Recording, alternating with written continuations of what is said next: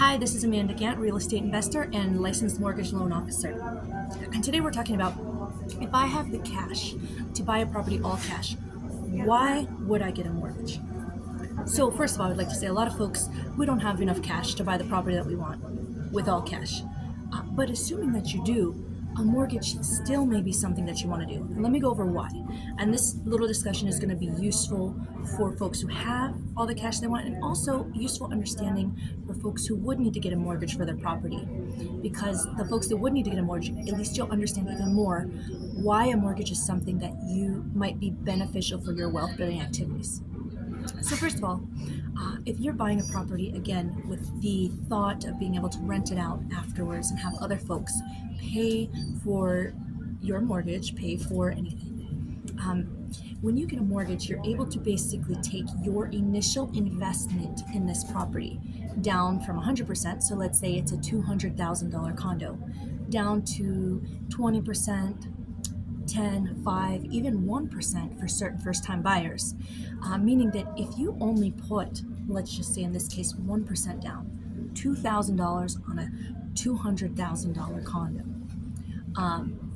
Obviously, there's going to be closing costs and fees associated with that, perhaps taking your initial investment up to $6,000 or $7,000. We got to do the math on that. But if you put $6,000 or $7,000 into this primary home, a year or two later, you move on to something else that you also like. Now you're renting out your condo.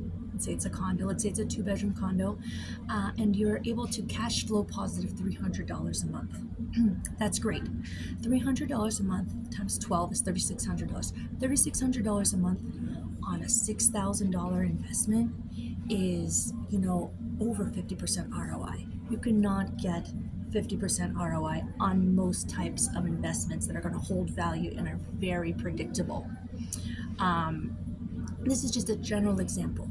So if you can leverage mortgage loans to put down a little bit as possible, any kind of cash flow upside you get is so much higher on the ROI. And why is that important? It's important because perhaps that's all you have. Maybe all you have is $10,000 to start investing. And now you're able to turn that $10,000 into $6,000 a year. That's amazing. But perhaps you have, like we said, maybe you have $200,000, maybe you have $1 million. But if you can put down, let's say in this case, 20%, so $40,000 instead of $200,000, now you have extra cash that you can invest in any way that you want. So perhaps instead of buying one property at $200,000, you could buy 3. I'm including closing costs in there. And so that could triple your cash flow with the same amount of money. Or perhaps you want to diversify and you want to put $40,000 to a down payment on a property, and now you want to be able to do whatever you want with your additional, let's say, $140,000 invested in stocks, invested in your business. So it gives you more freedom to diversify, either buy more real estate or to diversify. So this is why a lot of mortgages can be really great, and even getting a mortgage in this higher interest rate environment can be good for you, because something we've got to remember is this is a fact. Either the interest rates are going up. At that case, you've locked it in at a great price.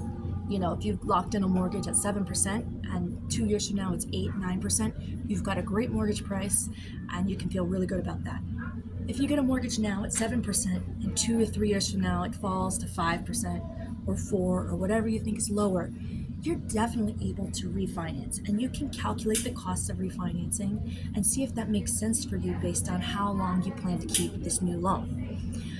So it's, interest rates can always work in your favor for getting that fixed rate loan, because you always have the ability to refinance into something that's lower rate, which is what we saw happen in COVID from 2020 to 2022. The interest rates were so low that so many people all over the country were refinancing like crazy, and now they've got these really affordable loans that they've locked into.